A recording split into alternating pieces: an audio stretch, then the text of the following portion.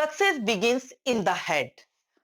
और ये कहना है अमेरिकन ऑथर जेफ केलर का। ये जो कोटेशन है कहीं ना कहीं हम सभी की लाइफ में बहुत इंपॉर्टेंट रोल प्ले करती है, क्योंकि सफलता कहीं ना कहीं हमारे मस्तिष्क से साथ ही जुड़ी हुई है। हमने यदि किसी चीज को हमने एक बिल्कुल डिटर्मिनेशन के साथ मान लिया, हमने ठान लिया कि हम इस काम को कर सकते हैं, हमने अपने दिमाग में सोच लिया कि हम ये काम कर सकते हैं, तो उसमें हमें सफलता मिलेगी। लेकिन यदि फ्रॉम द बिगिनिंग हमने सोच लिया कि हम इस काम को तो कर ही नहीं सकते, यानी कि हमारे दिमाग में पहले से ये बात बैठ गई है कि हम इस फील्ड में हम सक्सेस पा ही नहीं सकते, तो कभी भी वो सक्सेस हमें नहीं मिल सकती। तो कहीं ना कहीं कहने का मतलब क्या है कि हमें यदि लाइफ में सक्सेस पानी है तो स्टार्टिंग से ही हमको इस बात को अपने दिमाग में, अपने मस्तिष्क में इस बात को बिठाना होगा। सेम यही बात मैं लॉ स्टूडेंट्स को कहना चाहूंगी कि देखिए, लॉ स्टूडेंट्स को लगता है कि जो जूरिस्प्रूडेंस है बहुत टफ सब्जेक्ट है, और उसमें जो उसके स्कूल्स हैं उन सब चीजों को समझ पाना बहुत मुश्किल है, बहुत ज्यादा वहां पर कंफ्यूजन है। लेकिन यदि आपको जूरिस्प्रूडेंस के सब्जेक्ट में सक्सेस पानी है, आपको उसको अच्छे से समझना है, तो इन द बिगनिंग ही आपको अपने दिमाग से ये बात हटानी पड़ेगी कि जूरिस्प्रूडेंस को आप नहीं समझ सकते। आप बिल्कुल माइंड में बात बिठा लीजिए, अपने दिमाग में बिल्कुल ये सोच लीजिए कि जूरिस्प्रूडेंस को आप डीपली समझेंगे, पढ़ेंगे, आप उसके स्कूल्स में कहीं पर भी कंफ्यूज नहीं होंगे। तो चलिए, इन सभी बातों के साथ में फिर एक बार मैं वसला शर्मा अपने यूट्यूब चैनल पर आप सभी का वेलकम करती हूँ। और आज हम डिस्कस करेंगे थोड़ा सा हिस्टोरिकल स्कूल ऑफ जूरिस्प्रूडेंस के बारे में। प्रीवियस वीडियो में मैंने एनालिटिकल स्कूल के बारे में डिस्कस किया था, और आप सभी यदि एनालिटिकल स्कूल को जानना चाहते हैं तो आप आई बटन पर क्लिक करके एनालिटिकल स्कूल्स को पढ़ सकते हैं। देखिए, जब हिस्टोरिकल स्कूल की बात आती है तो सबसे पहले क्वेश्चन ये उठता है कि हिस्टोरिकल स्कूल आया क्यों। तो हम यदि 17th 18th या उससे पहले की भी यदि हम बात करें तो मेनली चलता था नेचुरल स्कूल। और नेचुरल स्कूल हमें नाम से क्लियर है that law is the product of nature, जिसमें कि कहीं ना कहीं विधि को पूरा प्राकृतिक नियमों के आधार पर जोड़ा गया। कोई लेजिस्लेशन की बात नहीं थी, कोई कस्टम की बात नहीं थी, कोई जजेस मेड लॉ की बात नहीं थी। कहीं ना कहीं ये कहा गया कि विधि प्रकृति ने बनाई है, विधि ईश्वरीय शक्ति का प्रतीक है, विधि पूरी तरीके से तर्क बुद्धिवाद यानी कि रेशनलिज्म पर बेस्ड थी। लेकिन जैसे जैसे समय बढ़ा, तब नेचुरल स्कूल का अपोज होना शुरू हुआ, उसका खंडन किया जाना शुरू होने लगा, और उसका खंडन करते हुए दो स्कूल्स हमारे सामने आए। एक तरफ एनालिटिकल स्कूल और दूसरी तरफ हिस्टोरिकल स्कूल, लगभग एक ही टाइम पीरियड में, यानी कि 18th सेंचुरी के लास्ट में और 19th सेंचुरी की बिगनिंग में। एनालिटिकल स्कूल मेनली इंग्लैंड में स्टार्ट हुआ और हिस्टोरिकल स्कूल जर्मनी में। तो जैसा कि मैंने आपको पहले ही बताया कि एनालिटिकल स्कूल हम पहले डिस्कस कर चुके हैं, आज हम बात करें हिस्टोरिकल स्कूल के बारे में।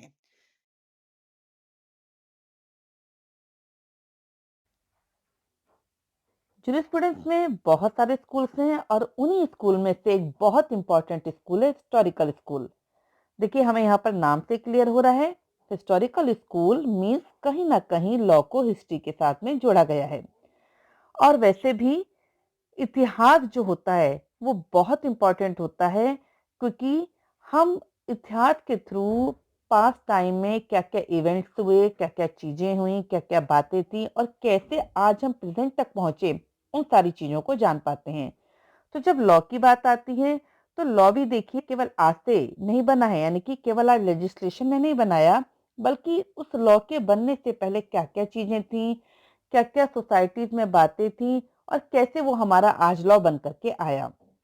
यही सारी बातें कहीं ना कहीं हमें हिस्टोरिकल स्कूल से पता लगती हैं।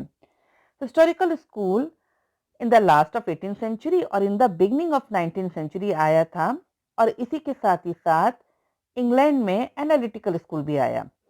एनालिटिकल स्कूल जहां पर यह कहा गया that law is the product of state, यानी कि विधि राज्य की देन है, वहीं पर हिस्टोरिकल स्कूल का कहना था कि विधि बनाई नहीं जाती, विधि पाई जाती है। और ये दोनों स्कूल ही नेचुरल स्कूल का क्रिटिसिज्म करते हुए आए थे। Historical school mainly evolution of law पर कंसंट्रेट करता है कि विधि का विकास कैसे हुआ और यहाँ पर mainly primitive legal institution of the ancient communities, यानी कि हम कह सकते हैं कि जो हमारे आदिम समुदाय थे या जितने भी हमारे प्रिमिटिव हमारे जो संस्थान थे, सब उन्हीं में ही किस तरीके से लॉ हमारा डेवलप हुआ उसके बारे में हिस्टोरिकल स्कूल में बताया गया है। हिस्टोरिकल स्कूल में जो भी सपोर्टर्स हैं वो सब इथिकल कंसिडरेशन को फॉलो नहीं करते, यानी कि जितने भी नैतिकता से संबंधित नियम हैं, मॉरलिटी से रिलेटेड रूल्स हैं, उनको नहीं मानते हैं, लेकिन साथ ही साथ वो जजेस मेड लॉ को या लेजिस्लेशन के द्वारा बनाए गए लॉ को भी इग्नोर करते हैं। और यहाँ पर सालमन ने देखिए क्या कहा है। सालमन का कहना यह था कि that branch of legal philosophy which is termed historical jurisprudence is the general portion of legal history, यानी कि वो ब्रांच जिसमें हम हिस्टोरिकल जूरिस्प्रूडेंस के बारे में जानते हैं उसका जो मेन पोर्शन क्या है वो लीगल हिस्ट्री है। तो देखिए वही बात आ गई ना कि यहाँ पर क्या है, लॉ को हिस्ट्री के साथ में, इतिहास के साथ में जोड़ा गया है। और जिस तरीके से एनालिटिकल जूरिस्प्रूडेंस में यानी कि एनालिटिकल स्कूल में लॉ का सिस्टमैटिक एक्सपोजिशन किया जाता है, यानी कि विधिक सिद्धांतों का प्रारूपिक विश्लेषण किया जाता है, ठीक उसी तरीके से हिस्टोरिकल स्कूल में लीगल हिस्ट्री को पूरी तरीके से जाना समझा जाता है। चलिए अब बात करते हैं कि हिस्टोरिकल स्कूल के मेन फीचर्स क्या हैं। सबसे पहले law is found not made, यानी कि विधि बनाई नहीं जाती, विधि पाई जाती है। देखिए इसी के साथ में जैसे मैंने आपको बताया कि एनालिटिकल स्कूल आया था इंग्लैंड वगैरह में और हिस्टोरिकल स्कूल मेनली जर्मनी वगैरह में। तो एनालिटिकल स्कूल ने कहा था that law is the product of state, यानी कि विधि राज्य की देन है, विधि राज्य के द्वारा बनाई गई है। पर हिस्टोरिकल स्कूल क्या कहता है, विधि बनाई नहीं जाती, विधि पाई जाती है। And it is to be found in popular faith, common conviction, custom and tradition. और ये कहाँ पाई जाती है, जैसे कि भाई विधि बनाई नहीं गई, विधि पाई जाती है, तो कहीं ना कहीं पाई भी तो जाती होगी। तो देखिए हिस्टोरिकल स्कूल कहता है कि विधि जो हमारी प्रथाएं चली आ रही थी, जो हमारे रीति रिवाज थे या जो लोगों का कॉमन जो फेथ था, उन सबसे विधि निकल करके आई है, विधि लोगों की कॉन्शियसनेस से निकली है। Then law is antecedent to state, यानी कि विधि कहीं ना कहीं राज्य से पूर्ववर्ती है, राज्य से बहुत पहले आई है। जो स्टेट है वो बहुत बाद में बना है और लॉ का एग्जिस्टेंस बहुत पहले से है। Then the source of law is not the command of sovereign, विधि संप्रभु का आदेश नहीं होती। देखिए अब यहाँ पर मैं आपको ये बात फिर बता दूं कि कमांड ऑफ सॉवरन कहाँ बताया गया है।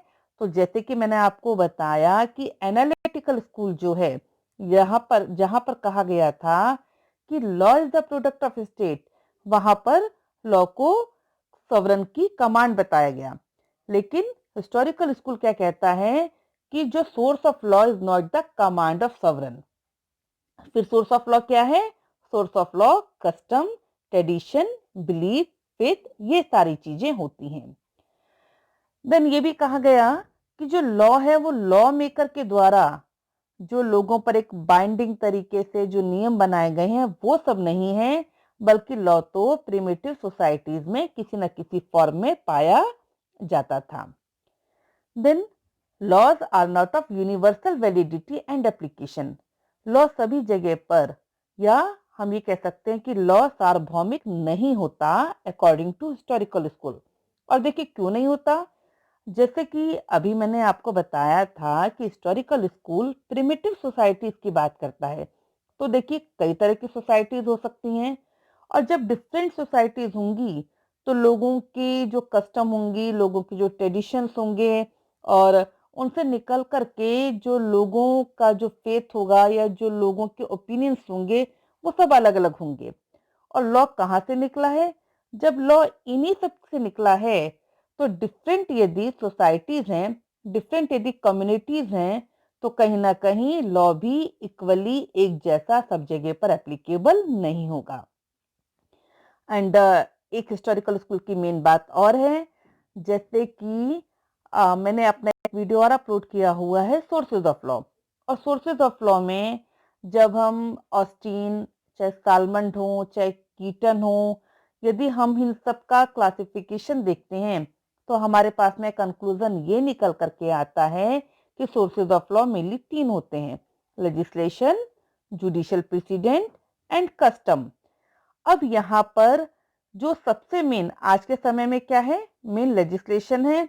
लेकिन यदि हम हिस्टोरिकल स्कूल के अकॉर्डिंग देखें तो हिस्टोरिकल स्कूल ने लेजिस्लेशन को सबऑर्डिनेट बताया है और कस्टम को main important source of law बताया है। चलिए अब जानते हैं कि हिस्टोरिकल स्कूल के मेन जूरिस्ट कौन है।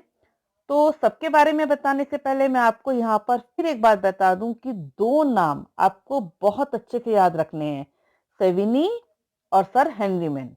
ये हिस्टोरिकल स्कूल में बहुत इंपॉर्टेंट इन दोनों लोगों का कंट्रीब्यूशन है। और सर हेनरी मैन की थ्योरी पर मैंने अपना एक वीडियो ऑलरेडी अपलोड किया हुआ है। सेविनी पर भी मैं बहुत जल्द ही एक वीडियो अपना अपलोड करने जा रही हूँ। और एग्जाम्स के पॉइंट ऑफ व्यू से भी ये दोनों क्वेश्चंस आपके लिए बहुत इंपॉर्टेंट बनेंगे, तो इनको जरूर डिटेल में पढ़िएगा। पर यहाँ पर हम सबके बारे में बस थोड़ा थोड़ा जानते हैं। तो देखिए, सबसे पहले जो जूरिस्ट हैं वो है मॉन्टेस्क्यू। सर हेनरी मैन ने तो कहा था कि मॉन्टेस्क्यू जो हैं वो फर्स्ट जूरिस्ट है जिन्होंने हिस्टोरिकल मेथड को लीगल इंस्टीट्यूशन में किस तरीके से परस्यू किया जाए, मतलब लीगल इंस्टीट्यूशन की किस तरीके से स्टडी की जाए हिस्टोरिकल मेथड के अकॉर्डिंग, इसके बारे में बताया था। और उन्होंने ये भी कहा कि laws are the creation of climate and local situation, मतलब लोगों के आसपास की जो सामाजिक जो परिस्थितियां हैं और जो उनके आसपास को जो क्लाइमेट है, लॉ कहीं ना कहीं इन सब चीजों से ही बना है। उन्होंने इस बात को भी कहा था कि law must keep pace with the changing need of the society. जैसे जैसे सोसाइटी में चेंज होंगे तो सोसाइटी में जो भी नीड है, जिनकी वजह से जो भी चेंज हो रहे हैं, तो लॉ को भी उनके साथ ही चेंज होना चाहिए। नेक्स्ट हम बात करने जा रहे हैं एडमंड बर्ग की। उन्होंने इवोल्यूशन ऑफ लॉ को एक ऑर्गेनिक प्रोसेस बताया है, यानी कि विधि का विकास क्या है, एक क्रमिक तथा जैविक प्रक्रिया है। देखिए, ऑर्गेनिक प्रोसेस का मीनिंग होता है, यदि मैं आपको एक एग्जांपल से समझाऊं, मान लिया कि हमने कहीं पर कोई बीज बोया, तो कुछ समय के बाद में हम क्या देखते हैं कि यदि उसको प्रॉपर खाद भी मिल रही है, उसको अच्छी मिट्टी भी मिल रही है, धूप भी मिल रही है, पानी भी मिल रहा है, तो क्या होता है कि वो बीज धीरे धीरे करके ऑर्गेनिक प्रोसेस के थ्रू, मतलब उसमें एक विकास होता है और वो एक बड़े प्लांट में कन्वर्ट हो जाता है। यानी कि ऑर्गेनिक प्रोसेस का मतलब है जीव जंतुओं, पेड़ पौधों या सभी में विकास की बात करना। तो जिस तरीके से ये जो ऑर्गेनिक प्रक्रिया होती है, तो उसी तरीके से लॉ भी विकसित होती है। और ये लॉ कैसे विकसित होती है? ये with the help of expression of common belief, faith and practices of the community. Next हम बात करने जा रहे हैं गुस्टेव ह्यूगो की। इन्होंने भी एक बहुत इंपॉर्टेंट बात कही है और इनके according law like language and habits of the people form itself, यानी कि जिस तरीके से भाषा और लोगों की आदतें धीरे धीरे करके आसपास की सर्कमस्टांसेस के अकॉर्डिंग, जो सुटेबल सर्कमस्टांसेस थी उनके अकॉर्डिंग डेवलप जो होती रही हैं, तो ठीक उसी तरीके से लॉ भी डेवलप हुआ है। और देखिए, यहाँ पर मैं आपको ये भी बता दूं कि अक्सर एग्जाम्स में लॉ स्टूडेंट से पूछा जाता है short note, law develops like language से क्या मतलब है। तो यहाँ पर आपको क्लियर हो गया होगा कि जैसे यदि हम प्रिमिटिव सोसाइटीज की बात करें, तो देखिए इन द बिगनिंग लैंग्वेज किसी और फॉर्म में थी और धीरे धीरे करके जैसे ही सुटेबल सर्कमस्टांसेस मिली, तो वो जब वो चेंज होकर के अपडेट होती रही, तो उसी तरीके से लॉ भी आगे डेवलप होता रहता है। नेक्स्ट हम बात करने जा रहे हैं सेविनी की। सेविनी को फाउंडर ऑफ हिस्टोरिकल स्कूल कहा गया है और उन्होंने जो अपनी थ्योरी दी है, बहुत इंपॉर्टेंट थ्योरी है, वल्कजिस्ट थ्योरी। उनके according law is a product of volksgeist, देखिए वोल्कजिस्ट का मतलब क्या है? वोल्कजिस्ट जिसको कि हिंदी में लोक चेतना या फिर जन चेतना या अंतर चेतना के नाम से जाना जाता है। तो हमें यहाँ पर क्लियर हो गया होगा कि यहाँ पर लोगों की चेतना से विधि बनी है, इस बारे में सेविनी ने बताया है। सेविनी ने इस बात को कहा कि that law is found and not made, ये हिस्टोरिकल स्कूल की मेन बात ही है। और साथ ही साथ उन्होंने लेजिस्लेशन से ज्यादा कस्टम को प्रायोरिटी दी है। नेक्स्ट हम बात करने जा रहे हैं सर हेनरी मैन की। सर हेनरी मैन को founder of the historic comparative school of jurisprudence यानी कि तुलनात्मक ऐतिहासिक विधि शास्त्र का जनक कहा गया है। और ऐसा इसलिए कहा गया है क्योंकि उन्होंने डिफरेंट कम्युनिटीज के लीगल सिस्टम का पूरा एक तुलनात्मक अध्ययन यानी कि कंपैरेटिव स्टडी करी और उसके बाद में उन्होंने लॉ के इवोल्यूशन और लॉ के डेवलपमेंट के बारे में बताया। उन्होंने ये भी कहा था पूरा स्टडी करके रिसर्च करके कि सोसाइटी दो तरह की होती है, static society and progressive society. Sir Henry man ने हिस्टोरिकल स्कूल में जो अपनी इम्पोर्टेंट थ्योरी दी है उसका नाम है movement of progressive societies from status to contact यानी कि प्रगतिशील समाजों का संचालन परिस्थिति से संविदा की ओर होता है। नेक्स्ट जूरिस्ट है विनोग्रेडॉफ। और देखिए विनोग्रेडॉफ ने कहा था कि law is not a command of the state यानी कि विधि राज्य का आदेश नहीं होती, बल्कि ये लोगों की जनरल विल का एक्सप्रेशन यानी कि लोगों की सामान्य इच्छा की अभिव्यक्ति होती है। यहाँ पर मैं फिर आपको एक बार याद दिला दूं कि जो कमांड ऑफ द स्टेट की बात एनालिटिकल स्कूल में कही गई है और हिस्टोरिकल स्कूल इस बात को नहीं मानता। देन सर फ्रेडरिक पॉलक के अकॉर्डिंग जो लॉ है इसका जो डेवलपमेंट हुआ है वो लीगल इंस्टीट्यूशन एंड कस्टम की वजह से हुआ है यानी कि यही लॉ के इम्पोर्टेंट सोर्सेज हैं। और लॉ को कैसे अप्रूवल मिलता है? जब पूरा एक कंपैरेटिव स्टडी लॉ के बारे में की जाती है, एक तुलनात्मक अध्ययन किया जाता है और सभी जगह की कस्टम वगैरह को देखा जाता है, तब यहाँ पर लॉ का डेवलपमेंट होता है। इसके बाद में कुछ और इम्पोर्टेंट जूरिस्ट हैं जैसे कि पुश्ता, हीगल, गियर के, इन सभी ने भी हिस्टोरिकल स्कूल के डेवलपमेंट में बहुत ही ज़्यादा अपना अपना कंट्रीब्यूशन दिया है। तो यहाँ पर हिस्टोरिकल स्कूल का इंट्रोडक्शन कंप्लीट होता है और आशा करती हूँ कि आपको ये टॉपिक अच्छे से क्लियर हो गया होगा। यदि आपको टॉपिक क्लियर हुआ हो तो वीडियो को लाइक करना ना भूलें और मेरे चैनल को शेयर करें, सब्सक्राइब करें।